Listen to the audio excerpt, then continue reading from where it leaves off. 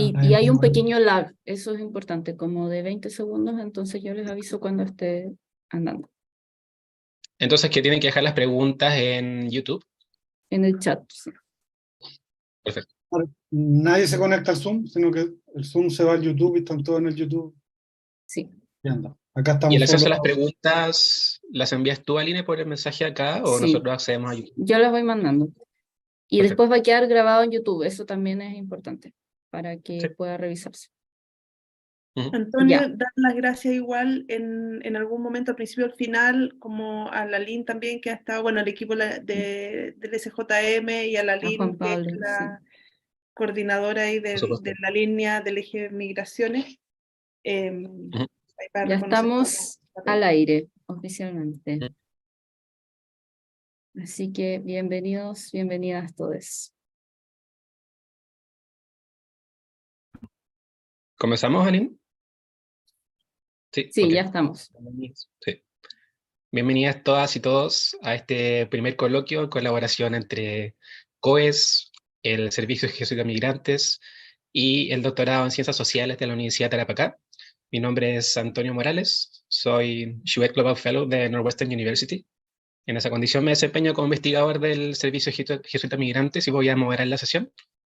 Estamos con Ignacio Eisman y con Carolina Stefoni para dar, digamos, inauguración a este primer coloquio de una serie de coloquios entre COES, SJM y UTA. El segundo coloquio va a versar sobre refugio, va a tener lugar un coloquio una vez al mes, el último jueves de cada mes a las 10 de la mañana, para que estén atentos sobre eso. Y hoy vamos a comenzar sobre migración irregular. Vamos a partir con la presentación de Ignacio Eisman. Ignacio es doctor en Trabajo Social y Políticas de Bienestar de la Universidad de Tuctado y Boston College. Es también director del área de incidencia de estudios de servicio jesuita en migrantes. Y por favor, ahora va a tener 20 minutos para exponer. Posteriormente también Carolina tendrá 20 minutos para exponer. Estará a cargo de moderar que se cumpla esa regla. Y posteriormente, luego de eso, conversaremos con el público y resolveremos dudas y dialogaremos acerca de las exposiciones. Así que, por favor, Ignacio, tu turno. Muchas gracias. Compartir. ¿Se ve bien la...? Sí. Bueno, lo primero, sumarme a los agradecimientos al COES, ¿cierto? La universidad, el Servicio Jesuita Migrantes, por este espacio, ¿cierto? También por poder participar del primero de estos coloquios, de estos conversatorios que vamos a tener durante este año. El tema de la migración irregular, ¿cierto? Es algo que ha estado muy, muy en la palestra este último tiempo, que está en la opinión pública. Todos los días lo podemos ver en las noticias, asociado a muchos temas. Y una pregunta que es importante, digamos que es fundamental, es cómo abordamos esta situación y cómo abordamos la migración. Y particularmente desde el área de estudios del Servicio Jesuita Migrantes, también agregamos esta pregunta, ¿cómo lo hacemos desde los datos? Desde la información, desde la evidencia, ¿cierto? Desde la observación más objetiva de lo que está pasando. Y nos gustaría usar este espacio, esta presentación, para dejar esta pregunta, no necesariamente para abordarla en estos 20 minutos, porque es muy compleja, muy amplia, pero sí como una provocación para la discusión de cómo podemos tener desde opiniones hasta decisiones públicas basadas en evidencia, en la información que hay, para poder tener una gestión migratoria adecuada a lo que estamos viviendo hoy día. Y en este sentido, nos gusta mucho esta imagen del iceberg, ¿cierto? De que hay una parte que se ve y una parte que no es tan evidente, que hay que explorar. Y que en este caso, la parte más evidente es la que estamos viendo principalmente por medios de comunicación, ¿cierto? Hay un ejemplo de noticias aleatorias de los últimos años respecto de lo que está pasando, donde todo el tema migratorio está más bien asociado a la frontera, ¿cierto? Se ha fronterizado todo el tema de la irregularidad migratoria, asociado a temas de seguridad, la militarización que se ha dado, digamos, en las últimas semanas, ¿cierto? Y que tiene la discusión respecto a eso, de quién entra, quién no entra, o cómo impedimos, gestionamos eso. Pero la verdad es que hay una complejidad mucho mayor, ¿cierto? Llena de flujos, de personas que han ingresado a Chile de forma regular, que han vuelto a salir, que han quedado en irregularidad en estos tránsitos, de familias, ¿cierto? Situaciones de niños, realidades distintas respecto del país desde el cual emigran, etcétera, que es necesario mirar con detención para, en primer lugar, ver de qué información disponemos para poder hacer una gestión migratoria, y también para ver de qué información no disponemos y necesitamos saber, ¿cierto? Sobre todo en el contexto actual. Entonces, alguna idea solamente para ordenar a qué nos vamos a referir en esta presentación, ¿cierto? Hacer las distinciones correspondientes. La migración regular son los movimientos de personas que se producen en conformidad con las leyes del país de origen, de tránsito y de destino, digamos, cuando no se infringe ninguna de estas situaciones. Y la migración irregular es lo contrario, ¿cierto? Cuando se violan o no se respetan estas normas que regulan la migración, regulan el tránsito. En ese sentido, ¿cierto? Esta irregularidad vendría provocada por eso. Y entre medio está el objetivo, ¿cierto? Y el deseo, y a nuestro juicio también el deber del Estado de promover una migración que sea segura, ordenada y regular, que se ajuste a las leyes, pero que también, ¿cierto?, se adhiera al derecho internacional, al respeto de los derechos humanos, el respeto de la dignidad, y asegurar también la dignidad y el bienestar de las personas que están en esto. Entonces, la idea es poder hacer un pequeño zoom en cómo se va dando esta irregularidad y cómo podemos ir analizando eso en términos de información. Entonces, nosotros, simplificando lo que ocurre, dentro de América Latina tenemos algunos países a los cuales se les pide una visa, ¿cierto?, para ingresar de forma regular al país, que es el caso particular de Haití, República Dominicana, Venezuela, y otros países que pueden ingresar, ¿cierto?, con su documento de identidad, y que en el ideal es que puedan hacerlo a través de un paso habilitado para ello, ¿cierto? Una frontera, puede ser por Chane, ¿cierto?, Chacayuta, etcétera, y que sería un tránsito también regular. Pero la realidad nos muestra, sobre todo a partir de la pandemia y el cierre de fronteras, que estos flujos migratorios han aumentado a través de pasos no habilitados, ¿cierto? O sea, evidentemente, al tener la frontera cerrada, la única forma de entrar es por una vía no regular. Pero también, desde los países donde se requiere un visado previo, el no tener este visado y iniciar el tránsito migratorio, ya se puede prever, o ya hay un tránsito que está en una situación, digamos, irregular. Y las medidas de frontera, las que están hoy día, sobre todo con la militarización, están apuntando a la reconducción o a la expulsión, ¿cierto?, de personas que ingresan a través de estos pasos no habilitados, ¿cierto? Pero también hay una situación de que las personas efectivamente ingresan, ¿sí? Entonces, ¿qué pasa cuando ingresan? Y está la figura de la autodenuncia, ¿cierto?, en mayor o menor medida, pero un grupo importante de personas que han tendido a la autodenuncia como una forma de buscar también esta regularización, a través de una, ¿cierto?, reconsideración administrativa de su situación, ¿cierto?, de la expulsión o de las medidas que se van a aplicar producto de este ingreso, que puede tener, ¿cierto?, como resolución mantener la expulsión o dejar sin efecto esta orden de expulsión, ¿sí?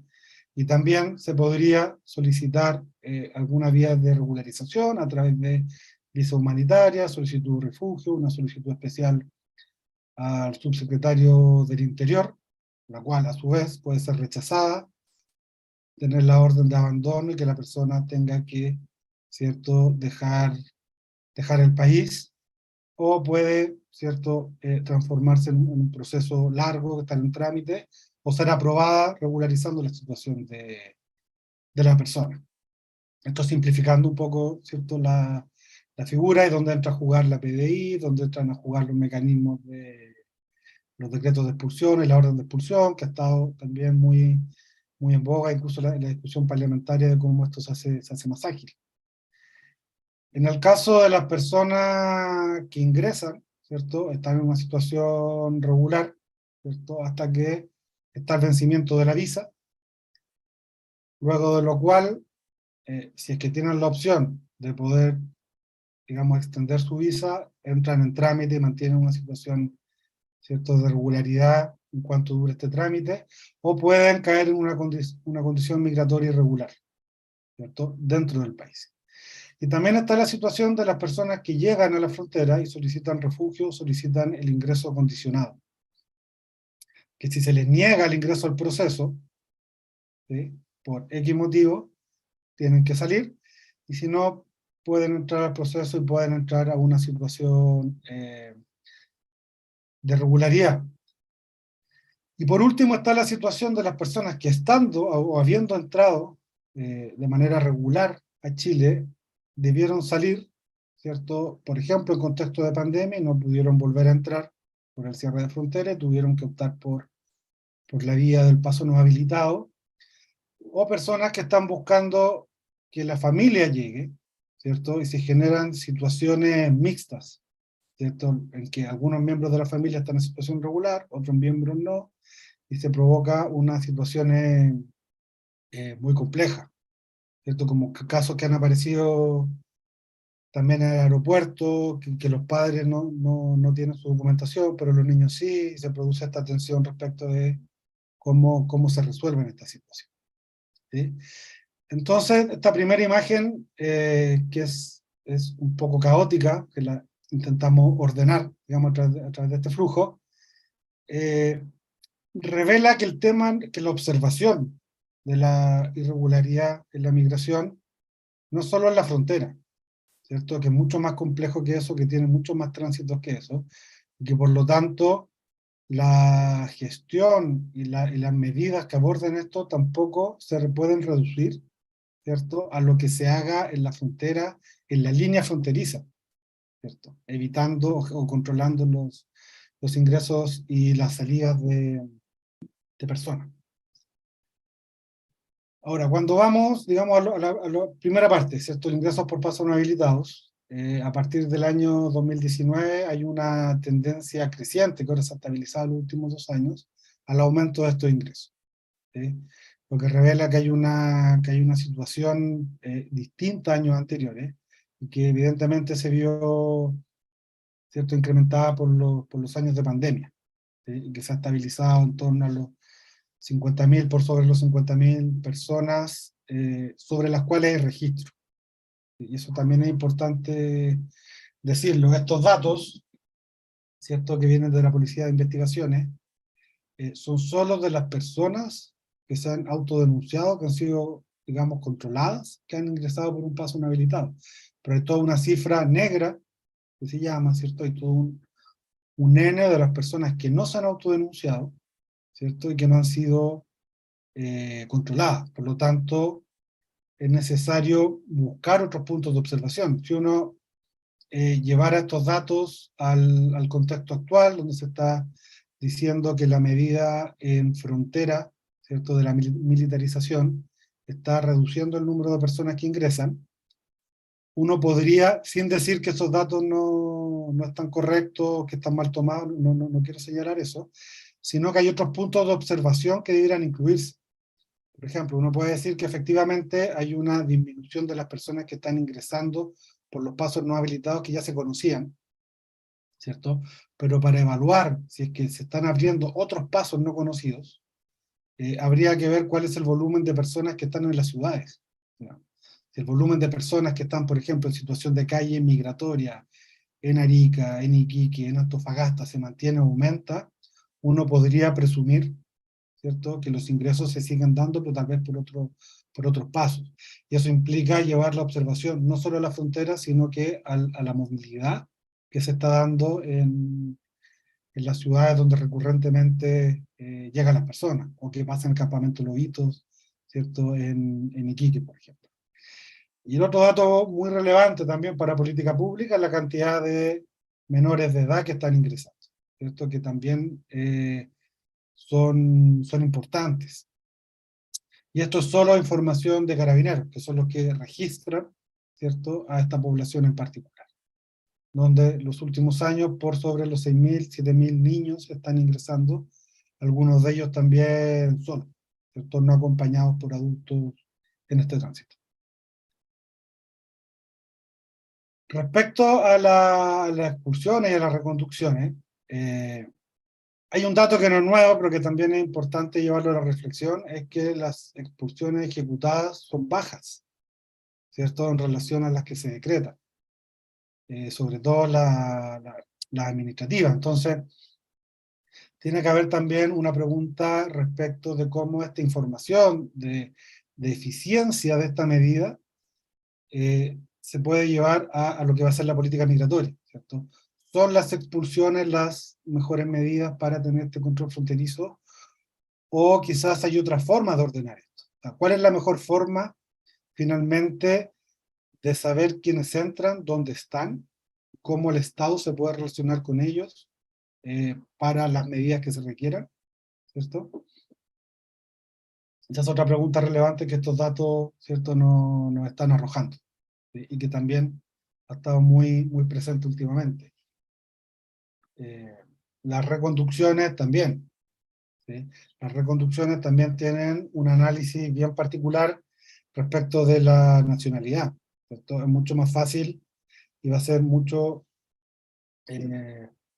más efectivo las reconducciones con los países fronterizos que con otros, ¿cierto? Con personas de otras nacionalidades. ¿Cómo eso se gestiona?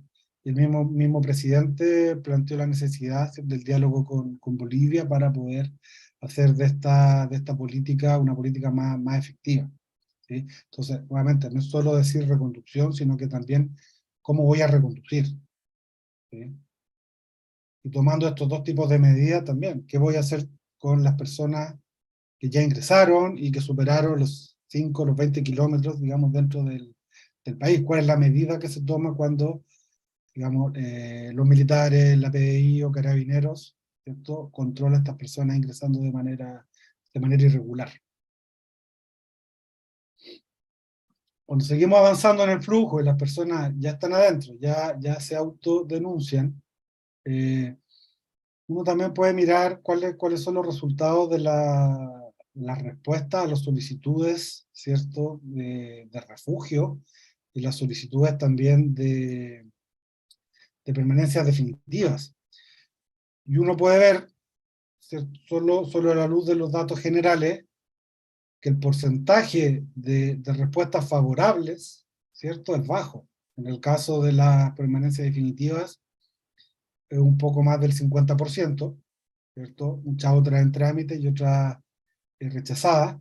Y en el caso del refugio, son muy bajas, son incluso un poco incomprensibles desde el punto de vista de la gestión de ellas. O sea, si uno mira la situación de Venezuela, ¿cierto?, y volviendo al origen de esto, a las causas que están ocurriendo en Venezuela, a la crisis humanitaria que hay allá, que han salido 7, 8 millones de personas en los últimos años, ¿cierto?, y el volumen que ha entrado en Chile, cuesta creer que solo 14 personas el último año, 19 del 2021 y 7 del 2020,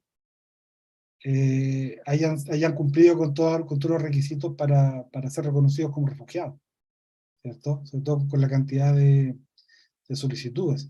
Entonces, ahí hay un punto también a evaluar, ¿cierto? A evaluar cómo esto se puede mejorar, cómo ese N de solicitudes rechazadas, que probablemente un grupo importante hoy día están en situación irregular, uno los puede transformar en una situación regular a través del reconocimiento del refugio, ¿sí? Que creemos también es un tema pendiente y bueno, que va a estar en el próximo conversatorio abordada más en profundidad, pero nos gustaría dejar ese dato que nos parece que es bien decidor al respecto. ¿Sí? Luego también con las visas, los personajes, con los distintos tipos de visa, ¿cierto?, existentes, nuevamente los datos muestran que hay un porcentaje bajo, ¿cierto?, de otorgamiento de estas visas, ¿cierto?, en los distintos tipos de planificación familiar, de oportunidades laborales, ¿cierto?, visas consulares. Entonces también hay un cuestionamiento a cómo estamos funcionando, y con esto no queremos decir per se que se hace mal, pero sí que estos datos están invitando a la reflexión, ¿cierto? Cómo funciona esta gestión en el consulado en Venezuela, por ejemplo, cómo nosotros a través de esto también podemos tener estrategias que vayan disminuyendo la crisis o las dificultades que genera la migración irregular, ¿cierto? Y vamos regularizando también estas entradas. Si uno vuelve a la primera imagen, las personas que deciden salir sabiendo que ese tránsito ya es irregular, muchas de esas se pueden prevenir a través de esta gestión oportuna de visados. ¿Sí? Entonces, nuevamente, para ir, digamos, concluyendo un poco esta reflexión,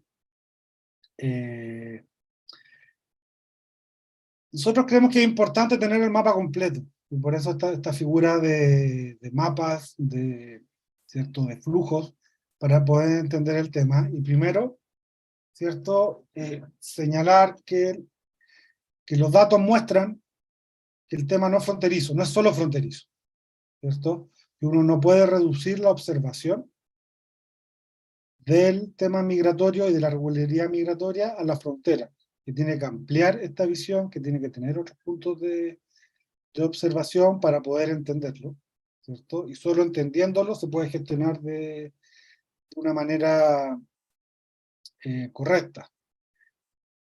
Segundo, que es necesario transformar estos mapas también en un análisis de cuáles son los nudos críticos de la gestión migratoria y del abordaje de la migración irregular, ¿sí? ¿Cuáles son los nudos críticos? ¿Dónde podemos nosotros tener un mayor impacto, ¿cierto?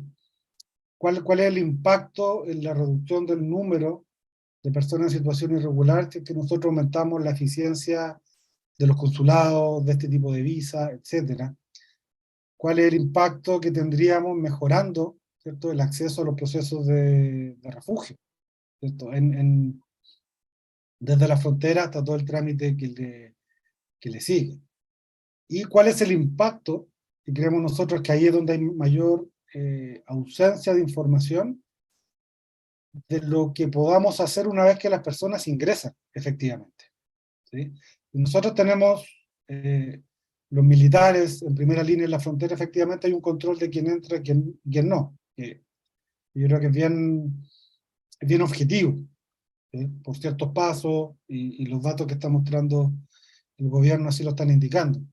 Pero efectivamente hay otras personas que están entrando, que no sabemos en qué cantidad, y que debiéramos preguntarnos dónde podemos gestionar también ahí, para dar otro tipo de respuesta. Cómo funciona la autodenuncia, cómo funcionan otro tipo de solicitudes, ¿sí? Cómo acogemos eso. Y esa en verdad la invitación y para la conversación que vamos a tener ahora, de cómo usar los datos, no solo para generar estadística parcial, de cuántas personas entran, cuántos no, disminuimos, aumentamos, sino para comprender lo que es la irregularidad migratoria, para comprender cuáles son las dinámicas, y solo a partir de ahí, desde esa comprensión, poder definir estrategias que permitan gestionarlo. Así que eso, espero haber estado los 20 minutos, Antonio. Eso, muchas gracias nuevamente por el espacio. Muchas gracias, Ignacio. Te dimos un plazo de gracia de 3 minutos, porque estaba muy interesante la exposición. Así que todo bien con ello. Vamos a continuar entonces con Carolina Stefani. Perdón. Antes quisiera agradecer, lo olvidé, a Lynn Bravo, que es asistente de la Agenda de Migraciones de COES, que también participa de la coordinación de esta serie de coloquios. Como mencioné al comienzo, esta es la primera sesión de una serie de coloquios que va a tener lugar el último jueves de cada mes, a las 10 de la mañana. La siguiente sesión va a versar sobre refugio, y ya dejado ese aviso publicitario, paso a presentar a Carolina Stefani. Carolina es investigadora asociada a la línea de Geografía del Conflicto y la Cohesión en COES y profesora titular de la Universidad de Tarapacá. Es socióloga de la Pontificia Universidad Católica, magíster en Estudios Culturales de la Universidad de Birmingham, Inglaterra, y doctora en Sociología de la Universidad Alberto Hurtado, acá en Chile. Es directora del programa interdisciplinario de estudios migratorios y se desempeña actualmente como investigadora responsable del proyecto Rutas y Trayectorias de Migrantes Venezolanos a lo largo de América del Sur. Carolina, por favor, el micrófono es todo tuyo. Hola, muy buenos días. Muchas gracias por toda la coordinación que ha significado darle partir este nuevo ciclo de temas migratorios que hemos venido ya trabajando desde el año pasado, tratando de hacer entregar aportes, ¿no? desde la academia y este año acompañados con el servicio jesuita sobre estos temas y estas múltiples dimensiones de la migración. Quiero agradecer a Ignacio por lo que presentó, me parece que son datos súper interesantes, actuales y que nos plantean grandes desafíos en términos de política pública, pero también de reflexiones, ¿no?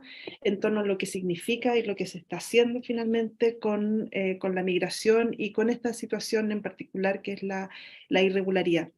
Yo no, bueno, nada, no traje un PowerPoint, pero quiero hacer algunas reflexiones en torno, entonces, a lo que significa la irregularidad, cómo se ha venido construyendo y los desafíos que nos plantea como sociedad.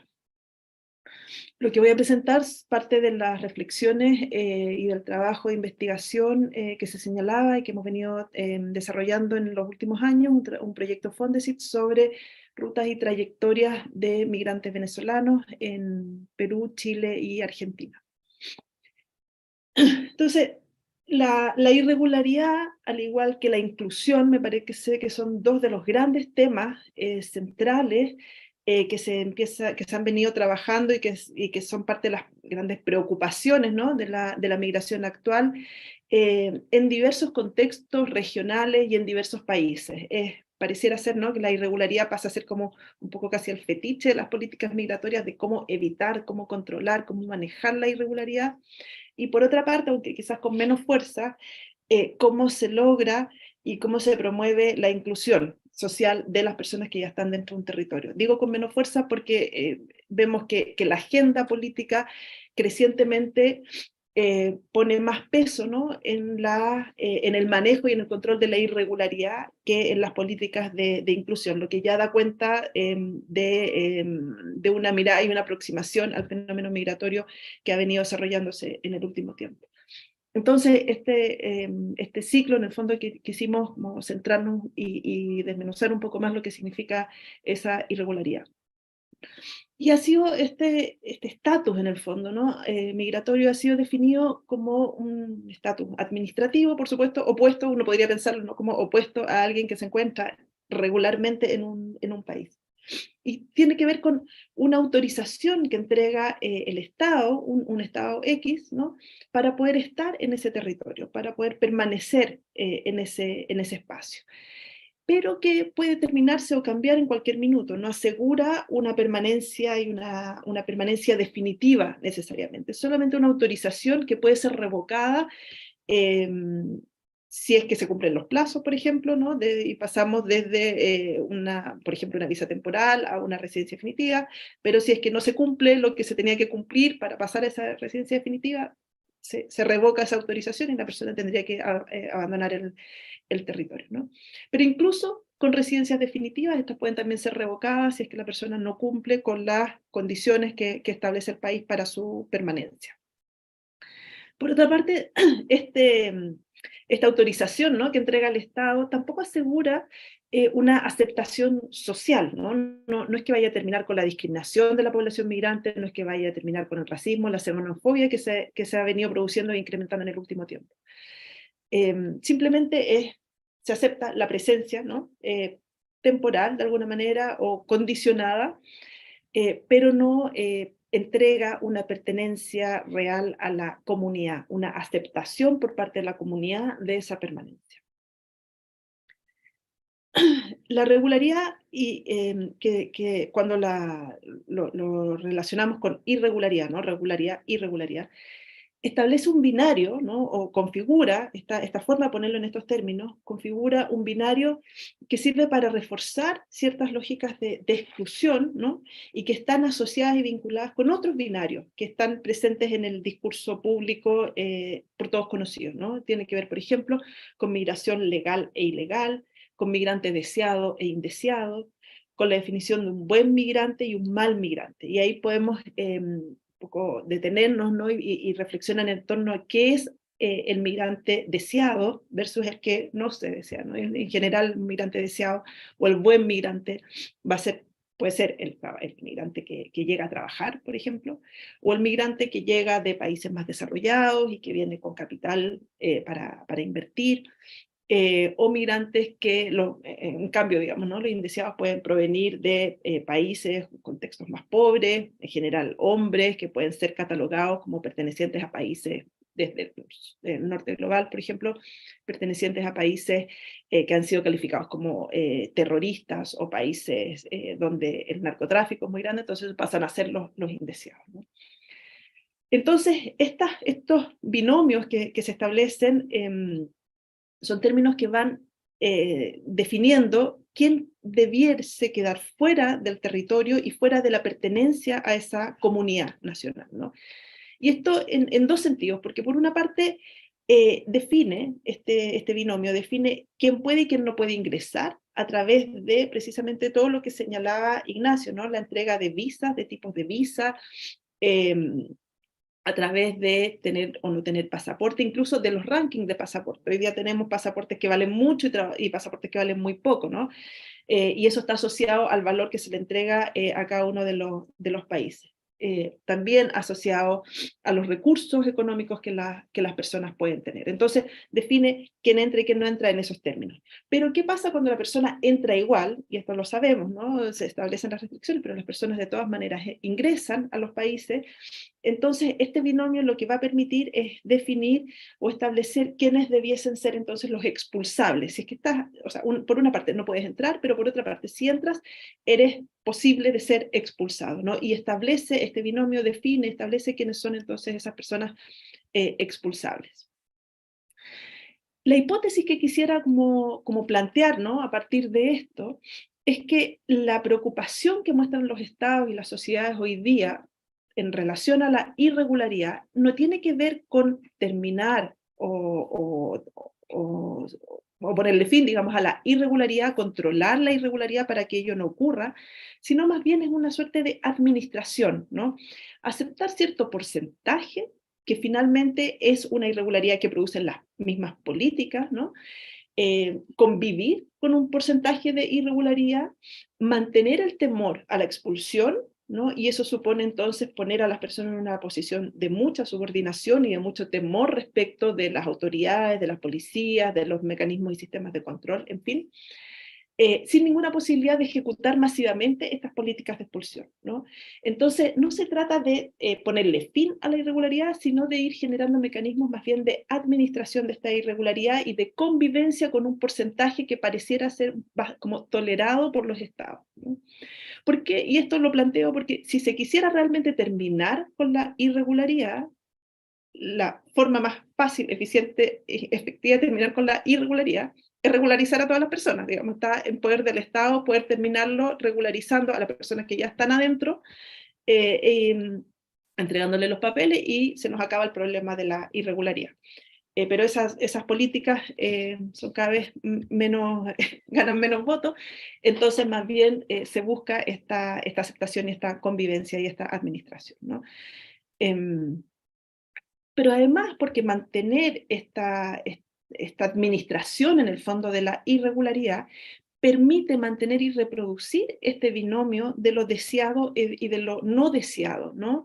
Del buen migrante, del mal migrante, del migrante expulsable o no, porque es la base, esa distinción entre lo que queremos que ingrese y lo que no, es la base del sistema global de control migratorio que habla Mesadra, ¿no? Y que habla Domenech. Entonces, no hay el interés, insisto, no es por eliminar la irregularidad, controlarla completamente, ¿no?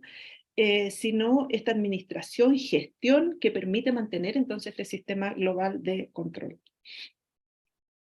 Ahora, la irregularidad sabemos, y los datos de Ignacio lo vuelven a confirmar, ¿no? Es una construcción social, y en este caso particular política también, ¿no? Social me refiero a esta distinción de lo deseado y lo indeseado, y política a la implementación de las medidas que se han venido realizando en el último tiempo.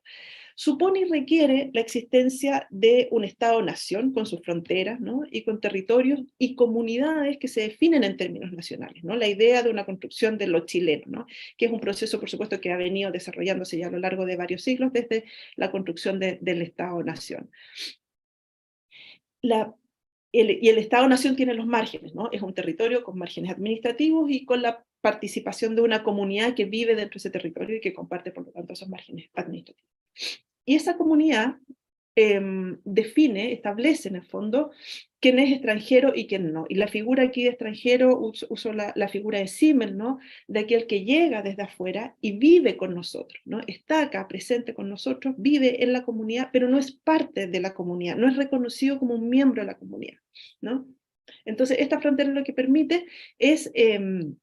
la construcción de esta frontera nacional permite entonces esta identificación de quién es el extranjero en esos términos. Y a este extranjero se le ha asignado constantemente un estatus diferente dependiendo de los distintos contextos sociales e históricos, ¿no? Por ejemplo, el modelo de países basados en ius sanguinis, ¿no? Muchos países europeos, definió después de la Segunda Guerra Mundial, en el siglo XX, a este extranjero como trabajadores invitados, ¿no? Para toda la reconstrucción de lo que fue Europa se requirió trabajadores que venían de otros países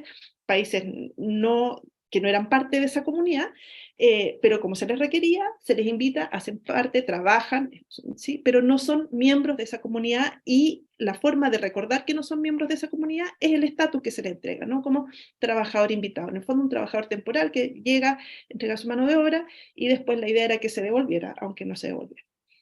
En otros contextos más sostenidos en el ius solis, ¿no? Como puede ser en Norteamérica y los países latinoamericanos también, la idea del melting pot o la idea del asimilacionismo, ¿no?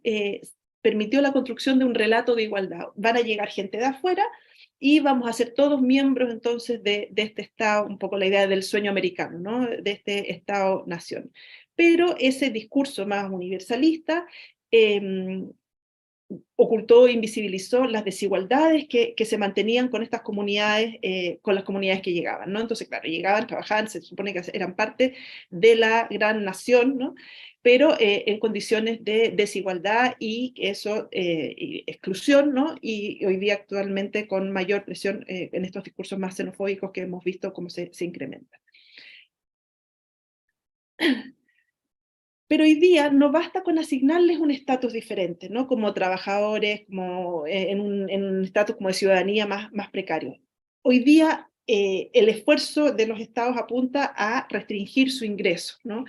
Ya no es cosa de que entren y los mantenemos en un estatus más bajo, sino que tratar de evitar que ingresen, usando de nuevo estas lógicas de fronteras.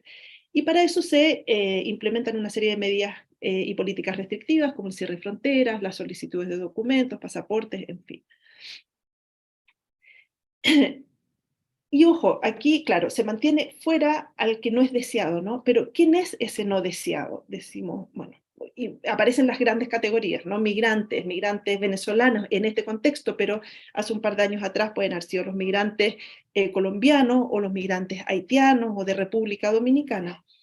Pero si despejamos un poco esa categoría y indagamos un poquitito más, se trata de mujeres con niños, de padres de familia, ¿no? De personas profesionales, que solo por el hecho de venir y de tener una nacionalidad de un país que consideramos que no que no es seguro o que ha sido racializado o alguna razón, digamos, decidimos que no ingresen.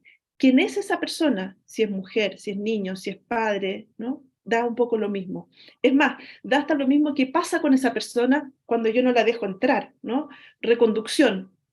¿Y qué significa reconducción? ¿Qué pasa con la persona una vez que está al otro lado de la frontera? ¿Se va a solucionar su situación, sus necesidades de contar con recursos para vivir? No, la reconducción solo tiene que ver con, bueno, no es problema mío, es problema del otro Estado que lo resuelva, pero nos estamos preocupando de la persona, del ser humano que hay detrás y que constituye, digamos, ¿no? Este grupo de gente que está buscando una mejor oportunidad. Eso da lo mismo, ¿no? Entonces, por eso hablamos también de una deshumanización, que esto implica una tremenda deshumanización de estas personas. Ahora, sabemos, y tal cual como lo decía Ignacio, que van a entrar igual. Y esto, un caso que me pasó el fin de semana, estuve en Colchane, y conversando con una mujer en la mañana, el domingo en la mañana, me decía que había, en 3 veces había tratado de entrar desde Tacna a Arica, había ingresado a Arica, pero la habían devuelto, ¿no? Se aplicó, estaba ahí militarización y reconducciones, y los devolvieron. 3 veces la devolvieron a Tacna. Y entonces a la tercera vez decidió contratar a alguien y entrar, buscar por otro lugar, y nos encontramos ahí en Colchane, ¿no? Que es cuando conversó con ella. Y había entrado por la noche porque ya se sabe que en la noche hay menos control y entonces podía entrar, ingresar. Bueno, tenía 3 hijos, logró cruzar con uno, los otros 2 se quedaron al otro lado, con un primo que los tuvo que cruzar después, entonces toda la angustia de que sus hijos no pudieran cruzar, que les fuera a pasar algo, eran niñitos chicos. Y bueno, finalmente cuando se logra reencontrar con sus hijos, por supuesto los abraza y está muy, muy emocionada de poder verlos, ¿no? Es un micro ejemplo para decir que estas políticas que se están implementando, la verdad es que de control, de tratar de terminar con la irregularidad, nuevamente no tienen ninguna función. Lo que va a estar ocurriendo de aquí en adelante, que ya está ocurriendo, van a ingresar por otros lugares, por lugares más peligrosos, más caros, con mayores riesgos de vida, ¿no?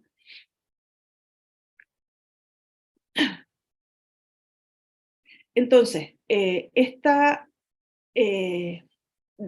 políticas no permiten mantener la idea de indeseabilidad y por lo tanto de exclusión, ¿no? De las personas o de una inclusión excluyente, pero también las políticas rompen un poco este binomio de lo legal e ilegal, ¿no? O sea, o más bien lo regular o lo irregular. No es que una persona es regular o irregular, sino que hay una gradiente enorme, mucho más compleja, que Ignacio lo presentaba, ¿no? Con todas las flechas, una suerte como de escalera con múltiples trayectorias, y aquí también siguiendo el trabajo de Goldring al respecto. No es una línea clara, así de que yo entro o ingreso con una visa y voy a ir de menos a más y voy a tener la regularidad, sino que eso es un mundo ideal. En la práctica lo que ocurre son una cantidad de derivas, ¿no? Que enfrentan a las personas a situaciones de irregularidades más fuertes o más simples, ¿no? Que de repente el carnet se te venció, pero bueno, estás en trámite, ¿no? Entonces son muchas las etapas y vas a hacer esta gradiente, ¿no? Entre lo irregular y lo regular. Y ahí hay un elemento que el Estado utiliza también como control en esta gestión de la irregularidad, que tiene que ver con el tiempo que ocurre en todo este proceso, ¿no? Y ese manejo del tiempo por parte del Estado, con las demoras en entregar las respuestas a las solicitudes de visa, con las demoras que se siguen generando, ¿no? en la entrega y en los recursos que se establecen, ¿no? por parte de la administración y del Estado, son ejercicios también de violencia por parte del Estado hacia los sujetos y las personas migrantes, que mantienen en el fondo este juego de la irregularidad, ¿no? Entonces el Estado administra esta irregularidad a través de la poca información o poco clara que se entrega, a través del control del tiempo, ¿no? Como un ejercicio también de violencia, y también a través de un uso político perverso, ¿no? De poner a la migración irregular como si fuera el gran foco de atención y de poder, ¿no? De demostración del Estado, de decir, bueno, aquí nosotros vamos a acabar con la migración irregular y convencer a todo el mundo de que ese es la madre del cordero y que eso, una vez resuelto eso, vamos a resolver todos los otros problemas, cuando en el fondo no se está resolviendo nada, se está agravando el problema.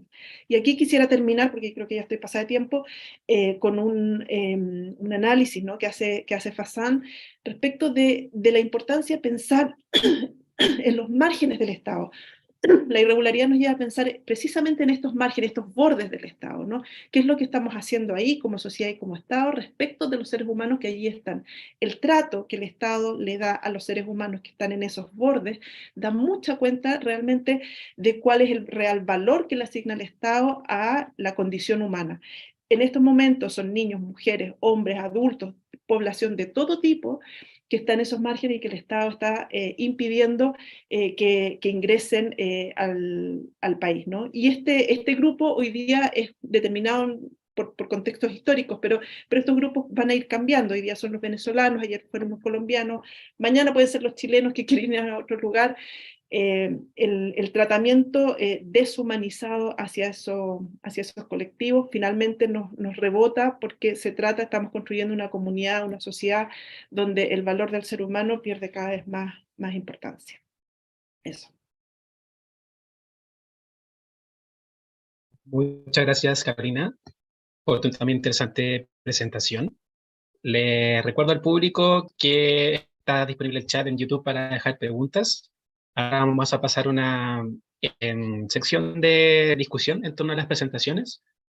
Dado que soy moderador, voy a partir yo haciendo un par de preguntas que me parecieron interesantes a partir de lo que ustedes presentaron. La primera pregunta está vinculada al vínculo entre migración irregular y seguridad, respecto de lo que decía Carolina en relación a cómo el Estado produce irregularidad. Me pareció interesante el tópico respecto del cual la estrategia de producción de irregularidad define la falta de información, ¿no? ¿Dónde está la falta de información? Entendiendo que la falta de información puede ser una señal que levante la alerta en relación a cuáles son las clases de personas que ingresan al país que pueden ser potencialmente un riesgo en términos de seguridad interior. Y el punto es que el Estado, en el caso chileno y en general latinoamericano, por el carácter poroso de las fronteras, desde la pandemia en adelante, ha tendido a producir más irregularidad. Y eso es un problema, por un lado, para las personas migrantes que adquieren un estatus de ciudadanía segundo clase, podría decirse, un estatus disminuido de su rol de persona respecto de los servicios estatales, de la consideración de punto de vista constitucional de su condición de persona. Pero también es complejo para el Estado porque no dispone de información para discernir o para distinguir respecto de tipologías de población migrante. Entonces, ¿cómo debería implementarse una estrategia que procese la regularización en términos de vincular eso también al tópico de la seguridad? ¿Hay alguna vinculación en términos de política pública? ¿Contribuye la migración regular a tener más certeza respecto de preocupaciones vinculadas a seguridad? ¿Es la regularidad un problema también desde el punto de la seguridad? En otras palabras, ¿tiene el Estado incentivos para desarrollar un proceso de regularización desde el punto de la seguridad pública? La dejo como pregunta abierta a Ignacio y Carolina. Yo quizás puedo algunas ideas, ¿no? Yo creo que es un tema, o sea, es un tema tremendamente complejo y donde yo creo que no hay respuestas fáciles, ¿no? No es decir, ya regularicemos a todo el mundo, dejemos entrar a todo el mundo, porque evidentemente en el mediano plazo se torna como bien inviable, pero no solamente inviable porque podría ser que entrara mucha gente. Yo creo que no entraría tanta gente finalmente, pero ya, supongamos que entrara mucha gente. Me parece que es más inviable en términos políticos, ¿no? De que un gobierno cualquiera sea la tendencia del gobierno, no va a tomar ese costo porque significa que pierde completamente las elecciones. Pero también es importante plantearse de aquí para adelante la población que está saliendo, o sea, hay una y esto tiene que ver con condiciones más estructurales del desarrollo global que tenemos, ¿no? Cada vez hay más gente que necesita, quiere o busca salir, porque hay más rutas, porque hay más pobreza, porque hay más desigualdad, y entonces la migración se instala como un proyecto viable porque hay más degradación ambiental en los países de origen, guerras, ¿no? Conflictos, entonces como la presión migratoria solo va a ir incrementándose y se incrementa más no solamente por las condiciones de salida, sino por las fronteras y las barreras que ponen los países de ingreso. Entonces, ahí es cuando el tema de la irregularidad me parece que adquiere se plantea como que si fuera esa la solución. Controlemos el ingreso y ahí vamos a estar solucionando el problema. Y eso es una ficción.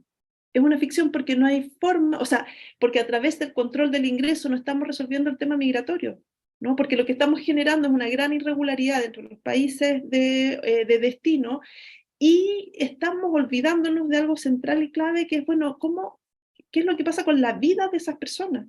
O sea, pareciera que es como solamente, no sé, como aliens que quisieran entrar a un país, ¿no? Pero son sujetos, son personas, son familias completas que tienen todo el derecho de buscar una vida, entonces, y un proyecto vital.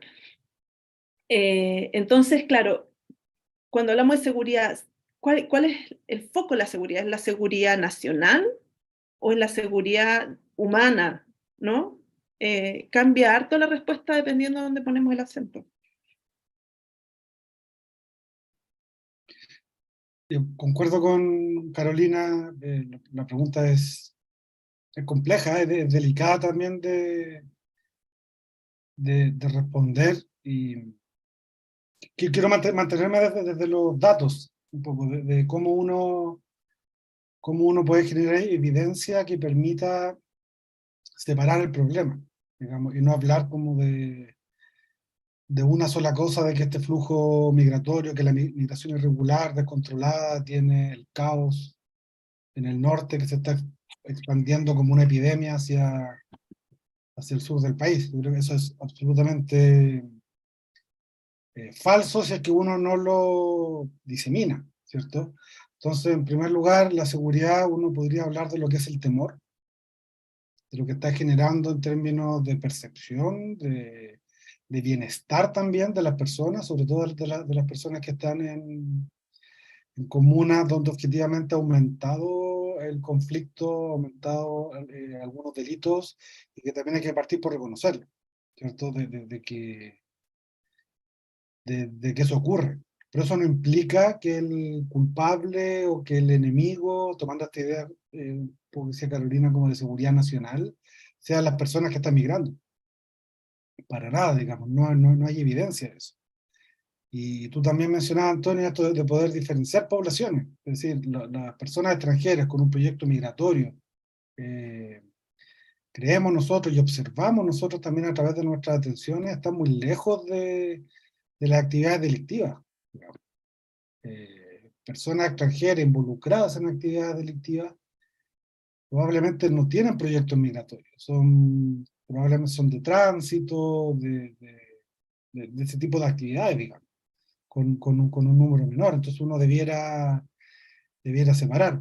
Ahora, cuando uno piensa que por poner los militares en frontera uno va a bajar, digamos, los niveles de inseguridad, también es bien cuestionable, digamos, porque me pongo desde el punto de vista desde la actividad criminal.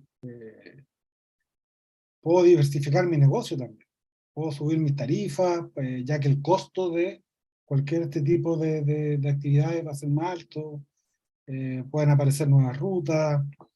Entonces, nuevamente, uno no puede solo fronterizar estos problemas y pensar en una única solución, tiene que haber una gestión mucho más grande. Y en ese sentido, para la seguridad pública, ¿cierto? Para el orden interno, la seguridad interna, la información es fundamental, saber quién entra, quién sale, dónde está, qué hace, cuáles son los antecedentes, es fundamental, y para eso la regularización es una herramienta, yo creo que la mejor herramienta, que es saber, o sea, La policía necesita operar con inteligencia, digamos, y esa inteligencia se nutre de información.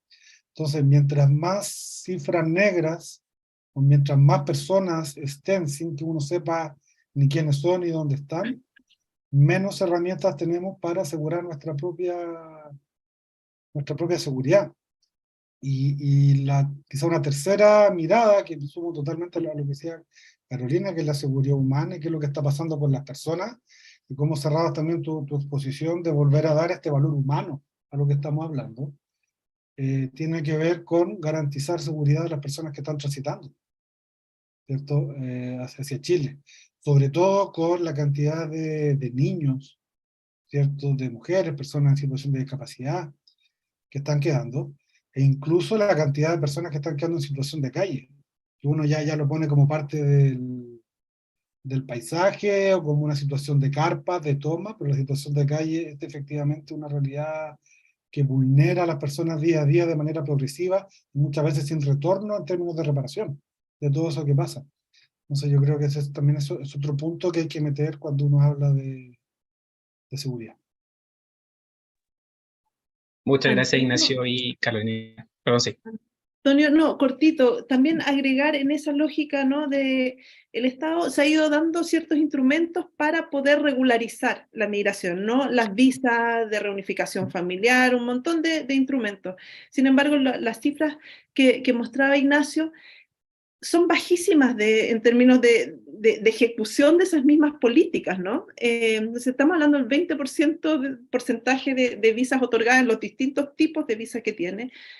Entonces uno dice, bueno, a ver, ¿para qué se crea entonces? Si no va a estar, si no lo vas a estar usando, o sea, los mecanismos que se ha dado el Estado para poder generar un ingreso irregular, no los está cumpliendo, ¿no?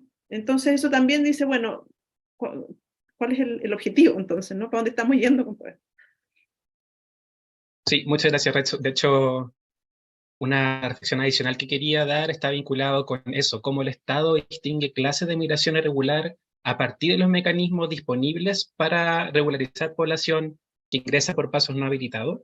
Y estoy pensando en particular en los casos de permisos de residencia temporal por razones humanitarias, que se otorgan a personas que han sido víctimas de trata de personas y de tráfico de migrantes.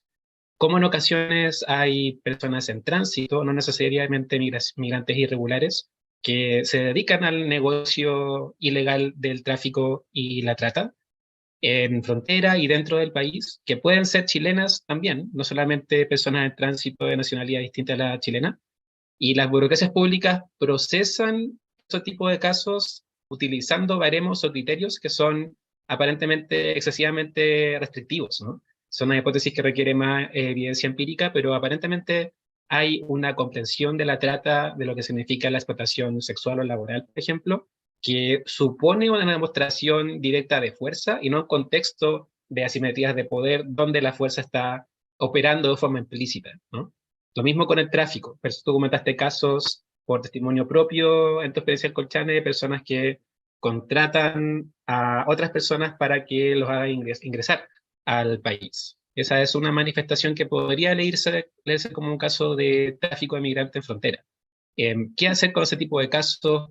¿Cómo debería el Estado abordar su propia práctica de identificación de migración irregular que amerita permisos por razones humanitarias de carácter temporal?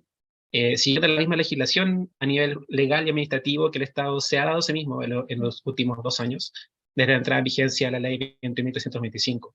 Hay ahí probablemente algo que observar en relación a cómo el Estado está interpretando esa legislación. Y por otro lado, también es interesante constatar cómo esta nueva ley de migración, la ley 21.325, contenía yo diría, al menos 3 pilares fundamentales de política pública. Por un lado, el tema de la seguridad. Por un lado, el tema de la comprensión bajo una perspectiva humanitaria de la migración. Y en tercer lugar, una comprensión utilitaria de la migración. Y en la práctica política administrativa, el Estado se ha centrado en una mirada más bien de seguridad, que es una línea de continuidad respecto de lo que significa el decreto de ley 1024 que regula el tema de migración desde los 70 en Chile, ¿no? Entonces, había una expectativa y un desafío enorme que yo entiendo completamente que tiene muchas dificultades de implementación, Pero ese desafío, mientras no se modifique la ley, sigue ahí, ¿cierto? ¿Cómo lograr equilibrar esos tres pilares de la legislación nueva en materia de migración con el objetivo de poder hacerse cargo, por ejemplo, de la migración irregular? Sí, totalmente de acuerdo. Yo creo que, y lo decía al principio, ¿no? Todo lo que tiene que ver con políticas de inclusión hacia la migración, estamos viendo que crece el déficit que hay respecto de estas políticas de acceso en igualdad de condiciones a los distintos derechos, a los recursos públicos, en fin. Hoy día estamos viendo en el norte las dificultades que están teniendo los niños para ingresar a las escuelas. Y claro, se dice, no, es que no hay matrícula en las escuelas, bueno, pero es que si no hay matrícula, pon un container, no sé, algo, pero a los niños hay que asegurarles la educación, ¿no? No puede ser que el Estado no esté actuando con rapidez para resolver un tema que es básico. O sea, si en algo estamos de acuerdo, espero, es en los derechos de los niños y el derecho a la educación. Eh, entonces, todas esas políticas, lo mismo en salud, ¿no? Y no basta solamente con asegurar el acceso, bueno, hay que identificar cuáles son las brechas que están dificultando ese acceso y atender esas brechas, ¿no? Pues no sacamos nada con decir, no, si aquí todo el mundo tiene derecho, pero bueno, si sabes que no están accediendo es por algo. Entonces ahí toda la planificación, todos los mecanismos de política pública, ¿no? que debiesen estar fortaleciéndose, no se han venido fortaleciendo porque el acento está puesto en esta lógica de control y en controlar las fronteras, ¿no? Y ahí es donde se están yendo todos los recursos militares de todo tipo, ¿no? Y entonces cada político, cada senador, diputado que quiera hablar sobre migración se centra en eso, no se centra en lo otro. Entonces, y empieza a aumentar, por supuesto, eso, las condiciones de desigualdad de la población.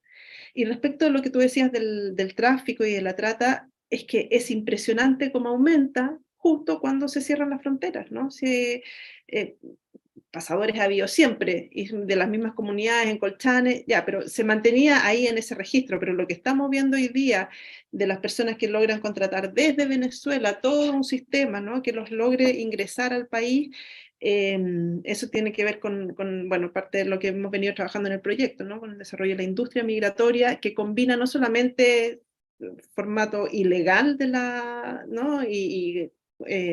Coyotes o estas figuras como más ilegales, sino que también legales, ¿no? Está lo formal, lo informal, lo legal y lo ilegal ahí que se articulan para facilitar de alguna manera la movilidad de las personas. Pero eso se construye, se organiza, ¿no? Y explota precisamente cuando tenemos más controles. Sí.